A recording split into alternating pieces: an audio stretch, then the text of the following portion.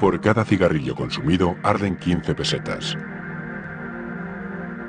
A los 50 años, un fumador habitual ha quemado en su cuerpo una media de 6 millones de pesetas. 4 de ellos han ido a parar a las arcas del Estado. Los otros 2 millones se los ha repartido el multimillonario Emporio del Humo. El tabaco no es solo uno de los negocios más suculentos del planeta, también es uno de los placeres más mortíferos. Cada minuto mueren por su culpa 6 personas, según la Organización Mundial de la Salud. Pero es curioso, directa o indirectamente, una de cada 500 familias de la Tierra vive de la industria del tabaco.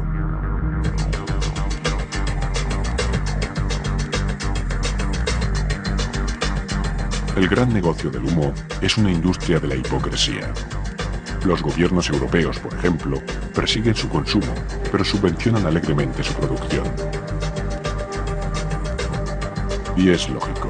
7 paquetes de cada cartón de cigarrillos son en la práctica un carísimo regalo que los fumadores hacen a las finanzas públicas de su país. Las multinacionales del tabaco no escatiman en recursos publicitarios ni en métodos coercitivos para salvaguardar su venenoso tesoro. Viven de vender una droga que envuelven en el clásico cigarrillo americano, y no quieren que se sepa que en toda una cajetilla de cigarrillos no hay más tabaco que el equivalente al contenido de un dedal de costura. Que lo demás son añadidos, secretas salsas que le agregan.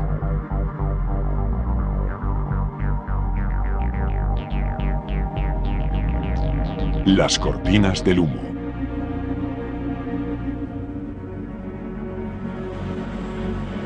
Este es el secreto mejor guardado de la industria tabaquera, la hora del salseado. Las proporciones exactas de la composición de las salsas son tan desconocidas por el consumidor como su verdadera capacidad adictiva. Según ha podido verificar este programa, las salsas contienen más de 600 productos. Sustancias como coñac, cacao, urea, ron, hinojo, harina, menta, nuez moscada, hoja de guayaba, café, vinagre, extractos de frutas tropicales, whisky y amoníaco. Todo ello se mezcla en proporciones milimétricas dependiendo del tipo de cigarrillo al que se vaya a aplicar sobre una base alcohólica volátil. La salsa, a 110 grados centígrados, se esparce sobre el tabaco poco antes de su envasado. El salseado de los cigarrillos también es el que aporta diferentes aromas a cada marca, el que hace que se distingan los sabores de los cigarrillos, el que logra que se consuman antes los pitillos y el que consigue que los adictos al tabaco se habitúen al consumo de una determinada marca y les sepan extrañas las demás.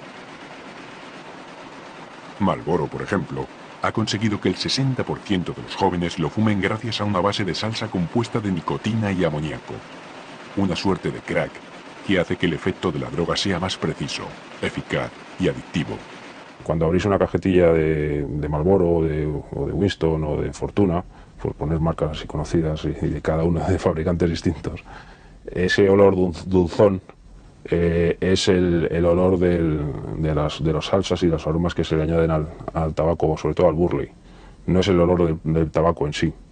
Y esas salsas y esos aromas hacen que el fumado sea mucho más suave, mucho más redondo y más agradable. La sentencia del Tribunal de Miami, que condenaba a la industria tabaquera al pago de casi 80 billones de pesetas, se basa precisamente en que las grandes marcas de tabaco añadieron aditivos a sus productos sin informar debidamente de ello a los consumidores. En otras palabras, el medio millón de fumadores que interpuso la demanda compró cigarrillos sin haber sido informado de las nuevas drogas que habían sido añadidas.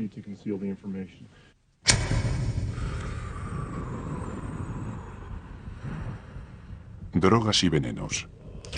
Más de 4.000 sustancias conocidas entran en los pulmones de los fumadores cuando se prende un cigarrillo.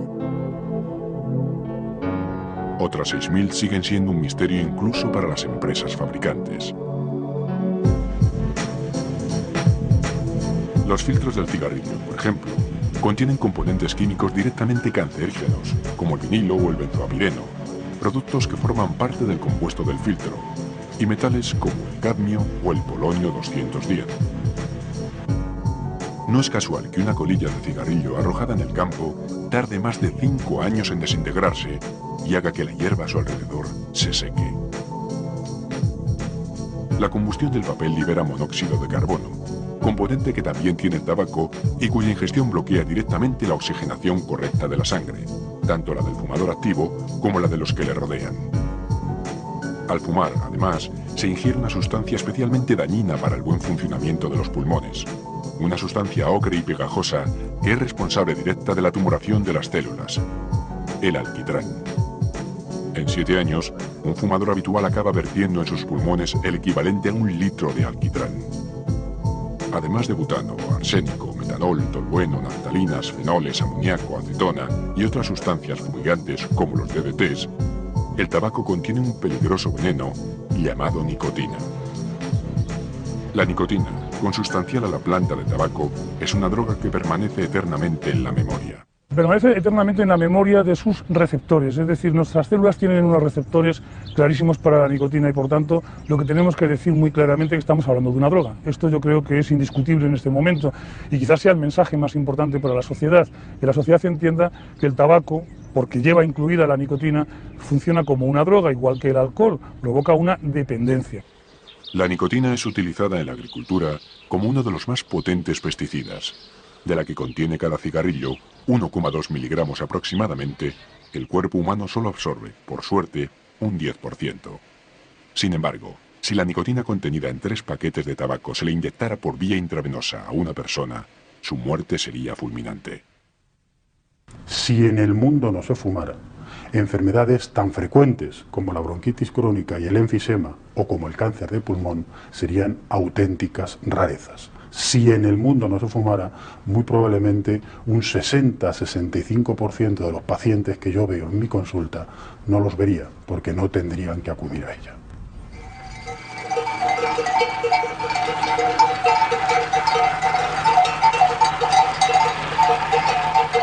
Comarca de la Vera, Cáceres.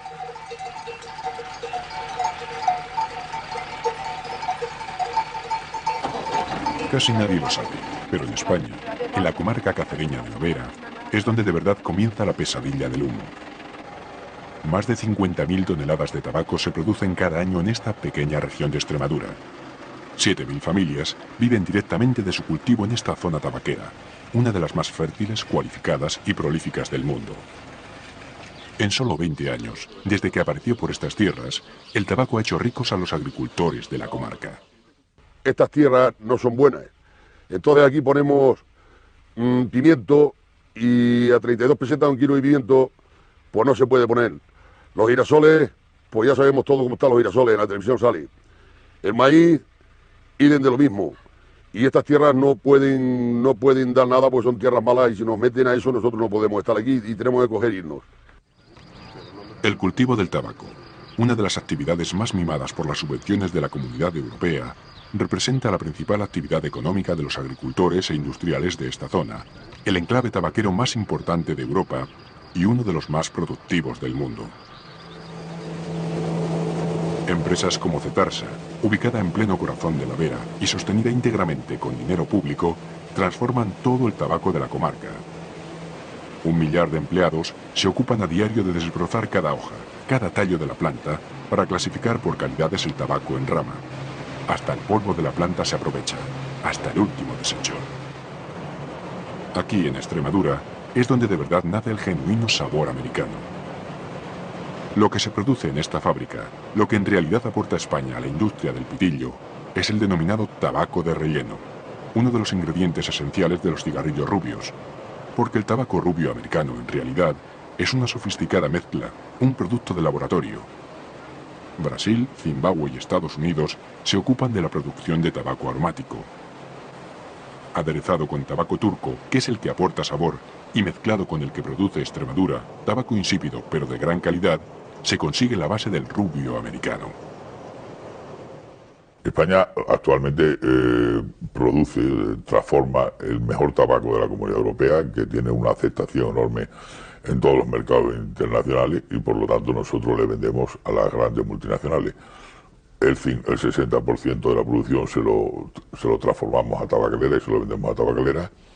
Actualmente es una empresa pública y luego se lo vendemos a las dos grandes multinacionales que hay en el mundo, que es Dimon y Universal, que son las que compran el tabaco en el mundo. Durante meses, los esfuerzos para que el presidente de Tabacalera hablara para este programa han sido completamente inútiles. A través de un fax, la empresa delegó su opinión en la Asociación de Empresas Tabaqueras.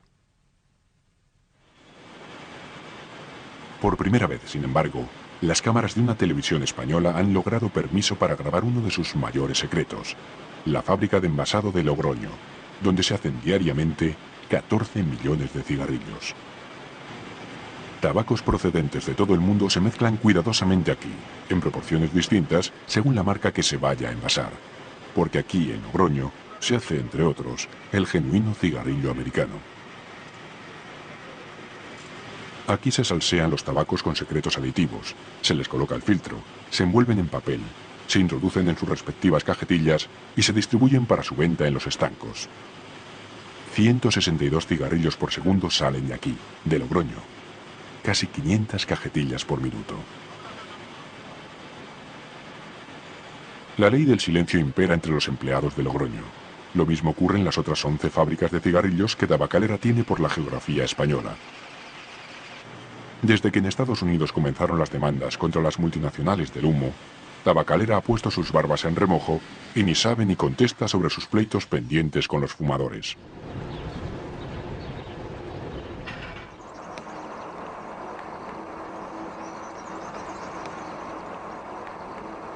Espina de Tremor, comarca del Bierzo, en León.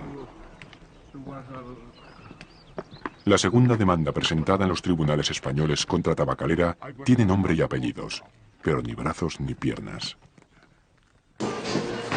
Como suerte si me tienes que pegar. José Calderón y su esposa, María Jesús del Amo, son los grandes enemigos de Tabacalera. El caso de José Calderón encarna con dramática elocuencia los estragos que puede hacer el tabaco en el organismo humano. Yo tenía, pues hace algún tiempo, todavía tenía, según creo, un trocín de dedo y todavía cogía el cigarro y fumaba con aquello. Pero ahora últimamente se lo cortaron también. Hombre, no le falta desde... Nada, con así, digamos, no. Que es una pena verlo, desde luego, eso es una pena. Si Dios castiga los pecados y él cometió muchos, ya los ha pagado bien. Me la diagnosticó al principio una doctora aquí en León, la doctora Camino. Me dijo que tenía el síndrome de Virgil, ¿no? Yo era la primera vez que lo oía. Y me dijo que acabaría perdiendo piernas y brazos. Y que lo que tenía que dejar de fumar porque si no, que avanzaba más deprisa, ¿no? Ahora que al parecer el único remedio eficaz que hay para esto, no fumar. Precisamente, el carácter adictivo de los cigarrillos, algo que hasta ahora niega la industria del tabaco, constituye el principio en el que se basan todas las demandas. Cuando empiezas, no dices, bueno, esto lo dejo cuando me da la gana, ¿no? Por eso hablo de que es una droga, esté legalizada, pero es una droga. Y llega un momento en que ya, aunque quieras dejarlo, es que es muy difícil, no sé si es la nicotina, el alquitrán o todo, ¿no? Se te mete en la sangre, o que de verdad. Es que quería dejarlo y me encontraba nervioso, me encontraba, bueno, tipo como lo que hablan de las otras drogas, ¿no? Que les entra el mono tal, es que era demasiado. José Calderón, de 40 años, de 35 kilos de peso y padre de 2 hijos, argumentaba en la demanda que después de haber sido fumador de 3 paquetes diarios de la marca Ducados y siéndole radicalmente imposible abandonar el vicio, desarrolló a los 25 años el síndrome de Virgil, una enfermedad que obstruye las arterias y las venas de las extremidades. ¿Quieres comerme el corazón? Ahora no muerdas. Lo primero que me amputaron, primero me salieron heridas fue los pies. Y me amputaron, la primera pierna fue la izquierda, aún con 28 años, me lo hicieron en Madrid, en La Paz. Y luego la derecha me la amputaron aquí en León. Y después los brazos también en Pamplona, en la clínica universitaria. Fue donde los brazos. A ver, ¿cómo te pones tú para que te pinches? Espera, a ver. Aquí no, mira, a ver. En septiembre de 1998, tras 15 años de inyecciones de morfina para calmar los dolores y de parches de nitroglicerina para intentar frenar la enfermedad, José Calderón acudió a un abogado de León y le pidió que en su nombre presentara una demanda contra Tabacalera en la que reclamaba 350 millones de pesetas por los daños y perjuicios que le ha causado el tabaco. Su drama simboliza, jurídicamente hablando, la más importante y desigual guerra de un humilde minero del Bierzo contra la empresa que por volumen de facturación es la quinta más poderosa de España. Es que esta tiene que... Dale más para aquel lado. Es que quema, su madre. Tabacalera defendió su inocencia contratando 2 informes médicos en los que se afirmaba que no existía una relación directa de esa enfermedad y la nicotina, sino que era una cuestión genética. Sin embargo, la bibliografía existente sobre el síndrome de Birgel y la opinión de neumólogos y especialistas consultados por este programa coinciden en lo contrario. Está demostrado científicamente por todos los autores en todo el mundo que el factor de riesgo más importante para la enfermedad de Birgel o claudicación intermitente es el tabaco. El tabaco, la nicotina, es la que hace que se cierren esas arterias y que no llegue la sangre a nuestras células.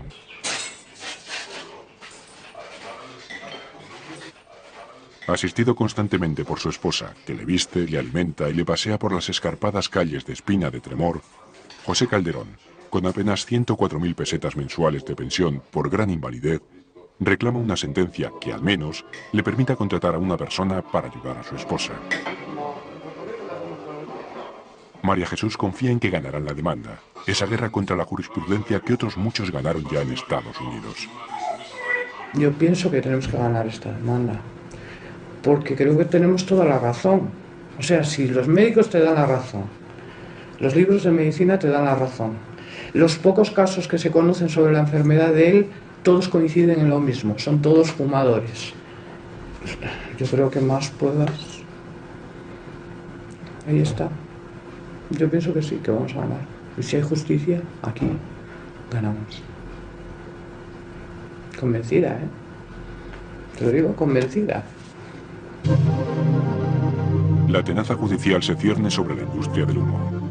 La industria del tabaco, decía el último informe de la Organización Mundial de la Salud, desempeña un papel activo en la financiación y difusión de investigaciones que cuestionan la responsabilidad del tabaco en esas muertes.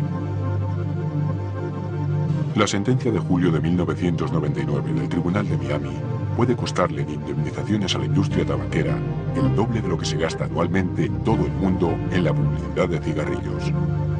En 1998, las multinacionales del pitillo ya pagaron 34 billones de pesetas a 46 estados americanos para resolver las demandas que trataban de recuperar los gastos sanitarios realizados en enfermos de tabaquismo. 34 comunidades indígenas de Norteamérica se han querellado también contra la industria del tabaco. Los indios, que trajeron el tabaco a Europa, no sospechaban que sus ritos ancestrales en torno a la pipa de la paz acabarían desvirtuados por una droga mortífera. Lo que aquí llamamos la pipa de la paz no solamente se ha utilizado para sellar la paz, era el elemento de las ceremonias precolombinas. Pero solo fumaba a diario el chamán, que era la persona de la tribu que no tenía ni responsabilidades guerreras, no iba a combatir nunca, no era cazador ni depredador, o sea, tenía una vida sedentaria completamente. Su misión era estar quieto y pensando y ser el líder espiritual de ese grupo social. No se le exigía un rendimiento físico. Europa también ha declarado la guerra judicial al negocio más humeante de la Tierra. En junio de 1999, una compañía francesa de seguros presentó la más insólita y peligrosa demanda contra la industria del tabaco. Reclamaba 1.300 millones de pesetas de indemnización. A juicio de la aseguradora Gala, era la cantidad que ésta había pagado en los 2 últimos años por atender a 500 de sus asegurados enfermos por tabaquismo. La reacción de la patronal del cigarrillo fue tan sutil como inmediata. Una milagrosa encuesta de opinión reflejaba 48 horas después de la interposición de la demanda la presunta opinión de los franceses. El 64% decía que poner una demanda así era un gravísimo error de la aseguradora. Los datos de la Organización Mundial de la Salud, sin embargo, no proceden de encuestas. Más de 1.100 millones de personas en el mundo son adictas al tabaco. 6 mueren cada minuto por culpa de ese hábito. El humo es parte del hábitat de este planeta. Solo en España, Los 13 millones de fumadores existentes exhalan humo suficiente para llenar cada 5 segundos el volumen de un estadio como el del Barcelona. En España, el país en el que más se fuma de la Unión Europea, 1 de cada 2 niños con enfermedades respiratorias crónicas es fumador pasivo.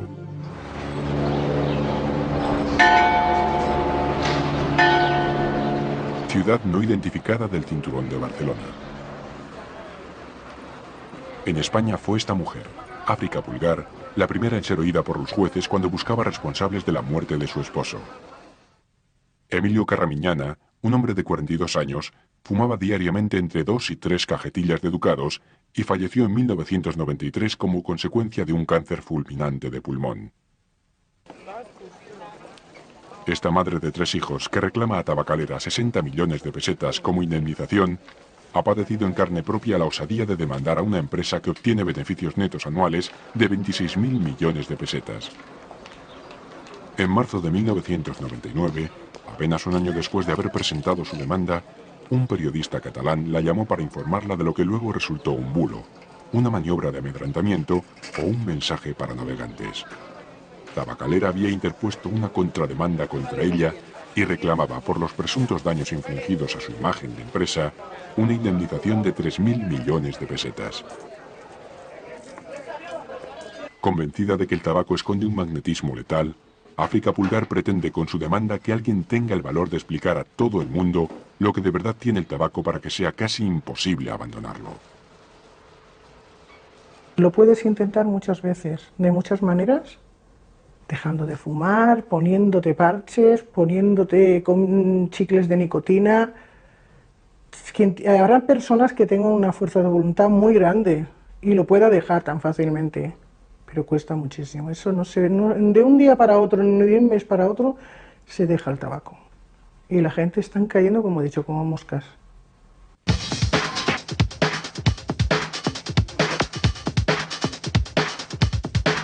Los jóvenes son ahora el objetivo prioritario de una industria que naufraga frente a los tribunales. Aunque los fabricantes de tabaco renovaron recientemente el código interno que les prohíbe utilizar a menores de 21 años como modelos en la publicidad del tabaco, estas caras hablan solas. En el antiguo código, en el anterior código, de hace 5 años concretamente, porque la Asociación de Fabricantes del Tabaco, que es la que elabora el código, asumió en su momento el compromiso de cada 5 años revisar el código, pues decía, por ejemplo, no se utilizarán modelos en publicidad de tabaco menores de 21 años. En este momento se añade menores de 21 años o que parezcan ser menores de 21 años. La publicidad de las principales marcas de tabacalera parece estar dirigida expresamente a los más jóvenes, a enganchar al tabaco a futuros fumadores que durante el resto de sus vidas financien la industria de la muerte prematura.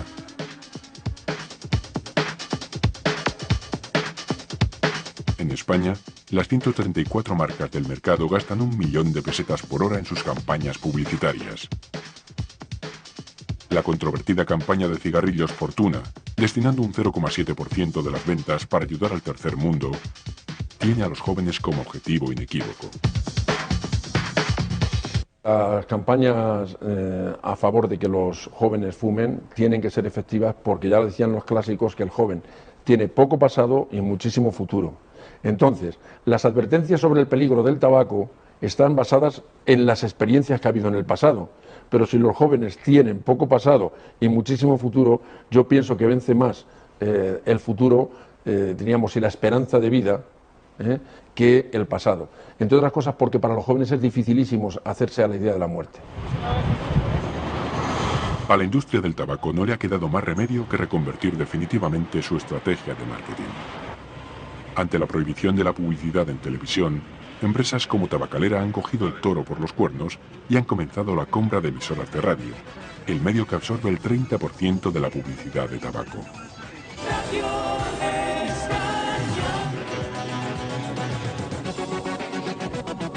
Los valiosos anagramas de marca van ahora incrustados en botas o camisetas, en el sabor latino de Ducados o en la canción de La Flaca, la música que relanzó esos cigarrillos.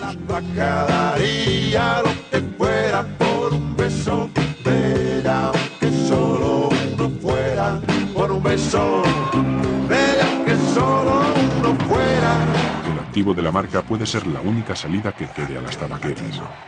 ¿Están aprovechando las botas para vender tabaco o es que han decidido ya dejar de vender tabaco y entonces no pueden tirar un activo como es la marca de tantos años y quieren aprovechar la marca para poder vender botas? Ese es el huevo y la gallina. Es difícil y delicado. Y estoy convencido que se dan los dos casos. Los vaqueros solitarios de Marlboro y los aventureros de Camel en paisajes de ensueño han dado paso a spots de multitudes y mascotas infantilizadas que aparecen hasta en las tarjetas de teléfono. Este camello, Joe, ya es tan popular entre los niños estadounidenses como el propio Mickey Mouse. Joe, en cuya promoción gastó Reynolds 43 millones de dólares, ha conseguido que el consumo de su marca se duplique entre los jóvenes. A través de la historia, el camello es símbolo de fecundidad, es lo más parecido a la mujer embarazada. Y Camel mismo ha empleado el tema de la fecundidad durante bastantes años. Pero ¿qué ha ocurrido? Que ahora, como es sensible al ambiente, lo que ha convertido al camello es en un osito de peluche, en algo para jugar, en algo que, sobre todo, no hay que dar importancia al hecho de fumar, puesto que las consecuencias son realmente, diríamos, es un juego y es algo juguetón también, ¿no? Because the last thing the tobacco companies want is for you to know how many poisonous chemicals there are in cigarettes. So they just don't tell you. Not in the pack, not in their ads. I'm Patrick Reynolds, the grandson of R.J. Reynolds. Este hombre se apellida Reynolds. Es el heredero de la mayor multinacional del pitillo, la R.J. Reynolds, y ha decidido rebelarse contra una industria que considera criminal. El sistema sanitario estadounidense contraataca con sus mismas armas a un sector que gasta diariamente 100.000 millones de pesetas en anunciar sus productos. Esta otra mujer, que fue modelo y dedicó su vida a publicitar las excelencias del tabaco, es hoy la protagonista moribunda de un spot norteamericano contra los cigarrillos. I'm Jensen. I was a model in cigarette ads, and I convinced many young people to smoke. I hope I could convince you not to.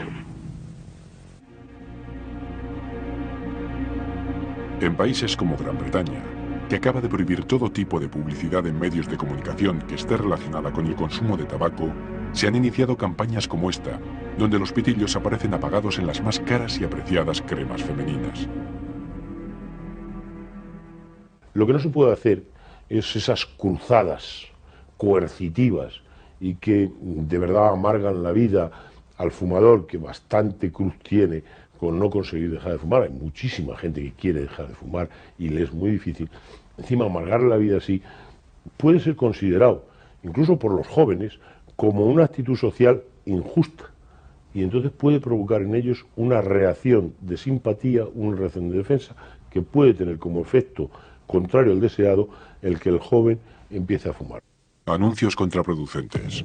Es lo que opinan los especialistas ante el miedo excesivo que provocan las campañas en contra del tabaco. Campañas, por otra parte, con las que se frotan las manos los dueños del pitillo. En mi vida he tenido dos grandes vicios: fumar y jugar al fútbol. El fútbol me lo ha dado todo en la vida. En cambio, fumar casi me lo quita. Está demostrado que si tú a una persona le suscitas un miedo excesivo, llega un momento que el miedo no tiene efecto. Si apenas le suscitas miedo, tampoco hace caso. Tiene que ser un miedo intermedio. Y entonces ese miedo intermedio es muy difícil de lograr y hace falta una auténtica maestría. El negocio del tabaco lo aprovecha todo para su supervivencia. La directiva europea, que a partir del año 2006 prohibirá cualquier tipo de publicidad de cigarrillos, ha sido empujada por la industria del humo hacia el Tribunal de Justicia Europeo. Las multinacionales dicen que su aplicación cercena el derecho fundamental a la libertad de información. Muchas veces hemos hablado del derecho constitucional a la libertad de expresión, a la libertad de comunicación comercial y tal, pero por ejemplo el derecho a la salud es otro derecho constitucional que puede prevalecer. Entonces, limitar derechos constitucionales por otros derechos constitucionales, yo creo que es lícito, sinceramente. Para convencer a los consumidores de la buena voluntad con la que ofrece cigarrillos la industria del tabaco, las multinacionales han inventado también los bajos en nicotina, los lights, los ultralights y toda una gama de nuevos pitillos que en la práctica responden a exigencias del marketing. El cuidado de la salud tiene un peso cada vez más importante en el vector mercado y entonces lo que va sucediendo es que las labores con unas proporciones de alquitrán nicotina menores son cada vez más apreciadas. No sucede solo en España, sucede en todo el mundo desarrollado. Por lo tanto, esta es una componente de mercado y de desarrollo de mercado ante la cual lo que hay que hacer es reconocerla. Las ventas del tabaco rubio bajo en nicotina, de hecho, han crecido en los últimos años, especialmente entre las mujeres, en más de un 30% en el mundo desarrollado. Pero fumar light no implica fumar menos y tampoco fumar mejor. Se ha demostrado, y esto se sabe desde hace mucho tiempo, que los fumadores están acostumbrados a tener un determinado nivel de nicotina en su sangre. De tal manera que ellos, de forma inconsciente, variando el número de caladas que le dan al cigarro, variando el número de cigarrillos que se fuman al día, variando la profundidad de inhalación de cada pipada, y haciendo todo esto de forma inconsciente, ellos de cada cigarrillo obtienen la cantidad de nicotina que necesitan. Luego, no vamos a conseguir nada por darle a un fumador cigarrillos bajos en nicotina. Él variará cualquiera de estas variables que yo le decía y va a obtener de ese cigarrillo la cantidad de nicotina que necesita. Luego, el cigarrillo light no es un cigarrillo seguro y desde luego no contribuye a que el fumador consuma menos cigarrillos. Toda una serie de industrias paralelas viven a costa del negocio del humo. Millares de clínicas privadas en todo el país han encontrado su particular filón en el tabaco, tratando de suplir con singulares métodos las carencias de un sistema sanitario público que no parece decidido a gastar un solo duro en quienes quieren abandonar el vicio. Pesan 1, 2, 3, la sensación de peso es cada vez más fuerte, más fuerte. Este hombre, por ejemplo, se vale de la hipnosis para ordenar al cerebro de sus clientes que abandonen el tabaco. La hipnosis entra a nivel sensorial, por la vista, por el oído, por el olfato, por el gusto, por el tacto. Entonces lo que hacemos nosotros es intentar bloquear el consciente. Y una vez el consciente está bloqueado, por sugestión, entramos en el subconsciente y ahí damos unas coordenadas a seguir, que son las que el individuo, digo individuo porque así es como se denomina, ¿no?, la persona hipnotizada, entonces las asume perfectamente bien como una orden. O sea, es una forma de aceptar órdenes siempre y cuando la persona esté dispuesta a hacerlo. No fumarás más.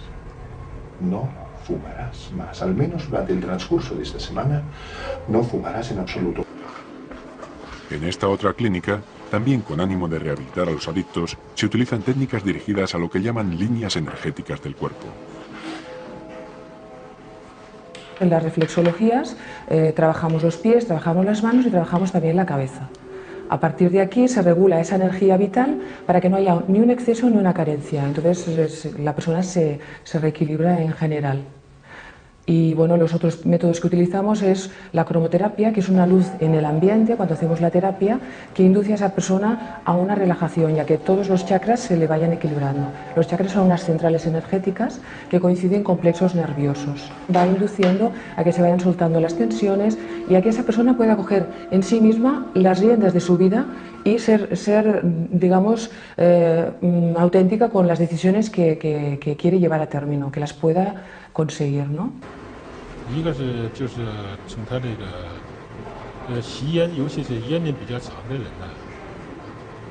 Las clínicas orientales figuran como las más efectivas, siempre y cuando, como en todas, haya voluntad verdadera de abandonar el tabaco. El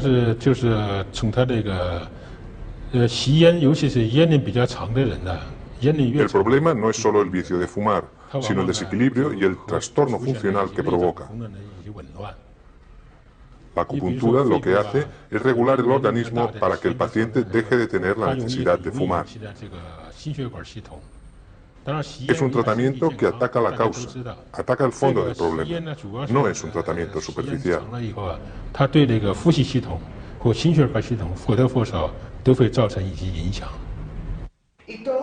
Mediante charlas interactivas de 5 o 6 largas horas en las cuales los clientes fuman sus últimos pitillos, se intenta dejar el tabaco en este centro de Madrid.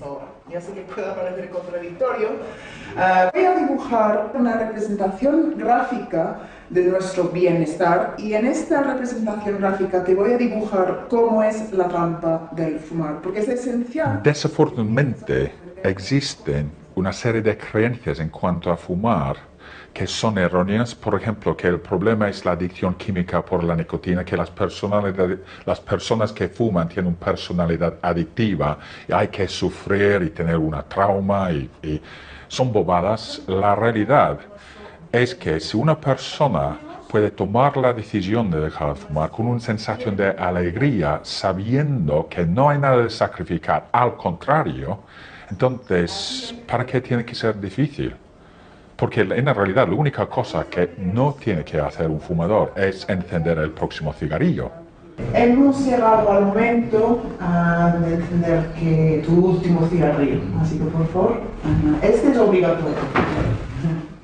Centros como estos, la mayoría de dudosa eficacia, persiguen a esos 7 de cada 10 fumadores que, según las estadísticas, quieren abandonar la nicotina. 1, 2, 3. Eso.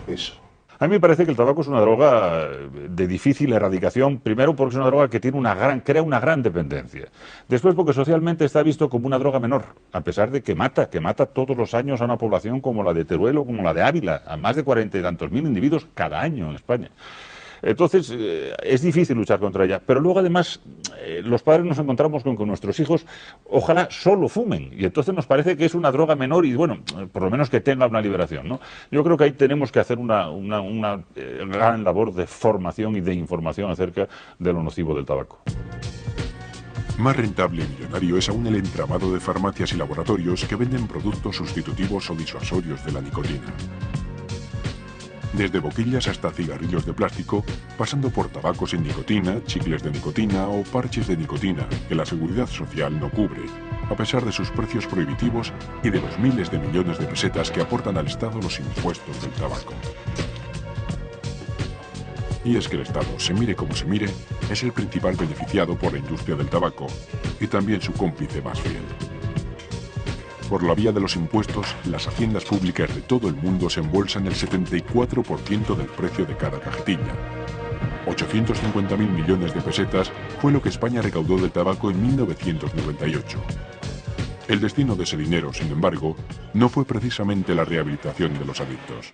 No olvidemos que la recaudación por el impuesto especial de tabaco es una recaudación en el mismo plano que cualquier recaudación de impuestos. El impuesto de la renta, ¿en qué se invierte el impuesto de la renta? Pues se invierte en las prioridades que tiene el Estado a la hora de establecer su gasto público.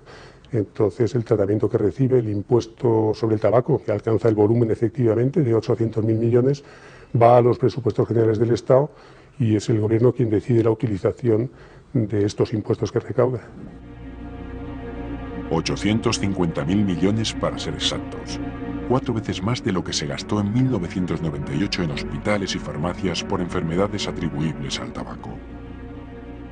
La industria del tabaco en España es una industria que se sitúa en torno al 1,5% del Producto Interior Bruto.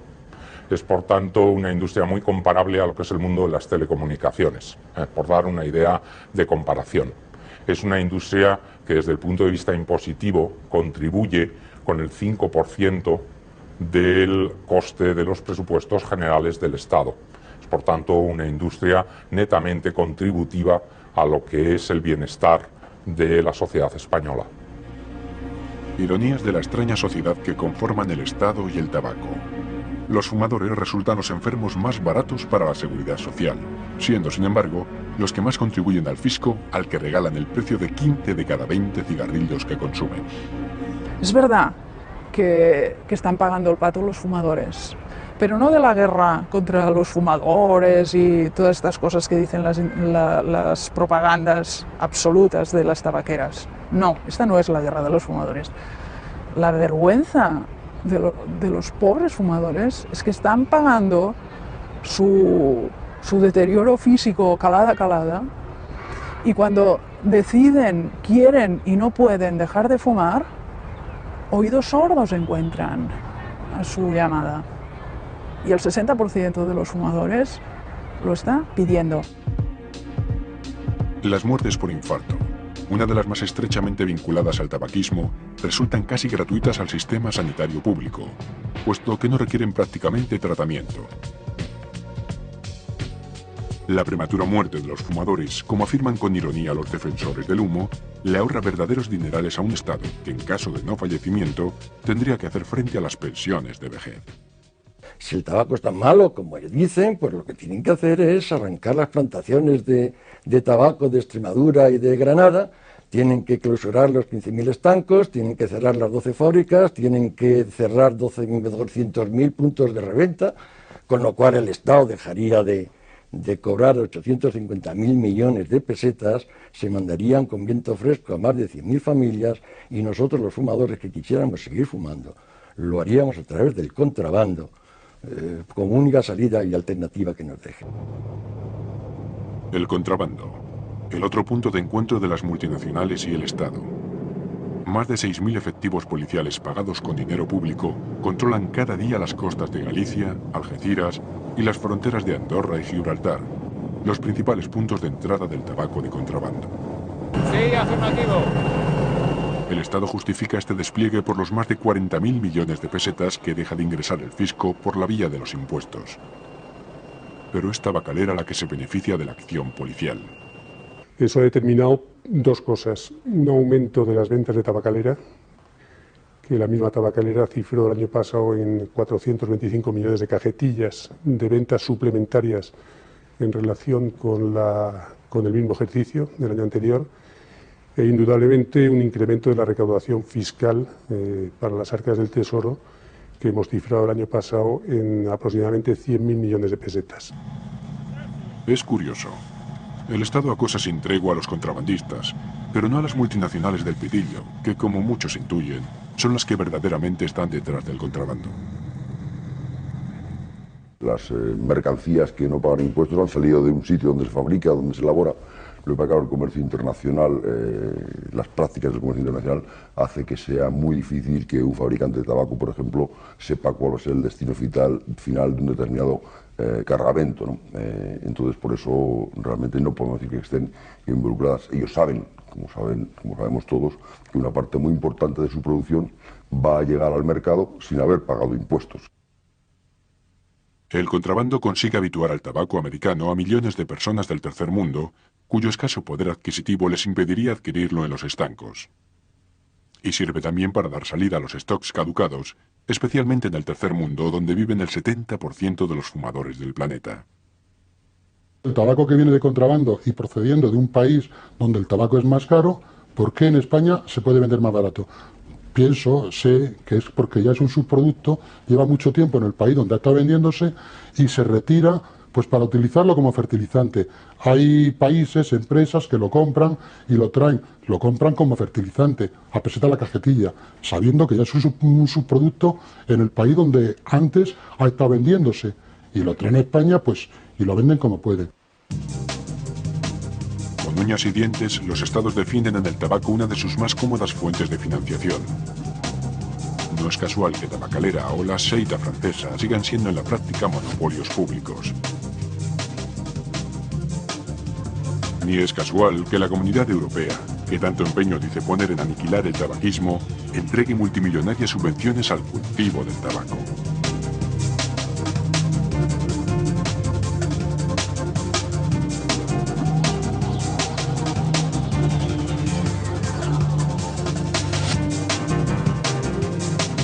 Más de 19.000 millones de pesetas de dinero público europeo fueron destinados en 1998 al cultivo de tabaco en la comarca de la Vera.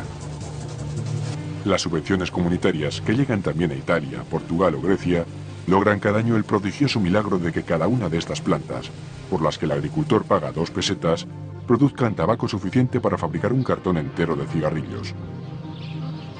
10 paquetes por los que el consumidor final acabará pagando en los estancos una media de 3.000 pesetas.